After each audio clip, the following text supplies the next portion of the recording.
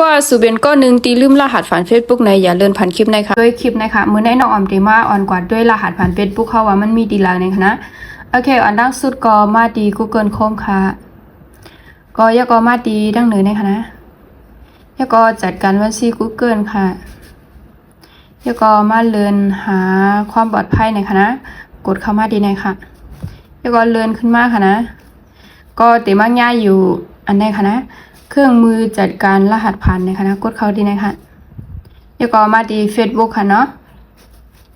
อันนี้มันได้ให้ใส่รหัสผ่านหน้าจอของเฮานะคะเนาะเฮาก็เด็กใส่ค่ะ